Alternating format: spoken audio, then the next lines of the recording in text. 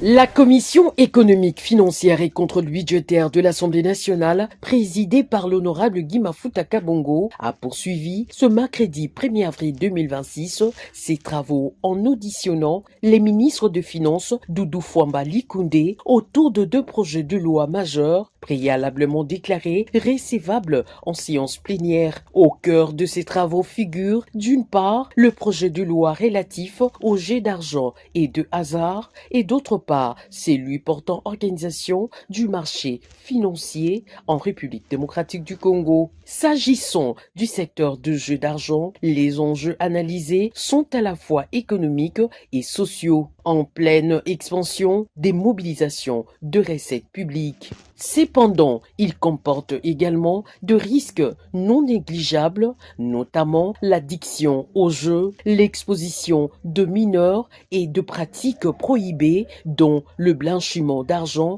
et le financement du terrorisme. Face à ces défis, le gouvernement entend instaurer un cadre légal strict et sécurisé. L'objectif est de faire de l'autorisation d'exercer dans ces secteurs une exception rigoureusement encadrée, assortie de mécanismes de contrôle, de régulation et de protection des usagers. Par ailleurs, le projet de loi portant organisation du marché financier vise à combler un vide juridique important pour un pays aux ambitions économiques affirmées comme la République démocratique du Congo. L'absence d'un cadre structurant le marché boursier constitue un frein majeur à la circulation de capitaux et à l'attractivité de l'investissement. Dans le secteur du jeu d'argent, un secteur qui connaît une influence importante, il y a un potentiel important en termes de mobilisation des recettes.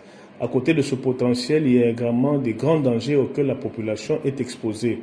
Je citerai ici par exemple l'addiction aux jeux, la protection des mineurs et également le blanchiment d'argent, qui sont des faits et qui entachent réellement ce genre de secteur. Et donc il était important pour le gouvernement de légiférer là-dessus, de mettre en place un cadre légal et sécurisé pour permettre à ce que l'autorisation, qui est une exception dans ce domaine-là, soit encadrée par des mesures d'accompagnement.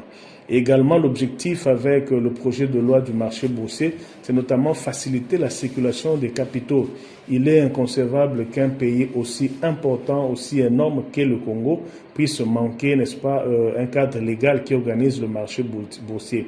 Dans toutes les deux hypothèses, il était important qu'il y ait une législation là-dessus et surtout mettre en place une autorité de régulation qui va encadrer pareille activité.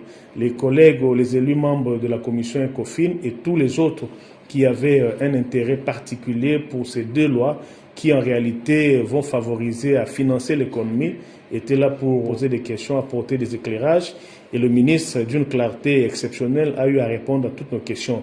Au final, ces réformes poursuivent un double objectif, accroître le recette de l'État et protéger la population contre les dérives potentielles d'un secteur à fort potentiel mais sensible. Dans plusieurs pays, ces domaines contribuent significativement aux finances publiques. En République démocratique du Congo, leur encadrement apparaît désormais comme une nécessité pour mettre fin aux pratiques informelles et optimiser leur contribution à l'économie nationale.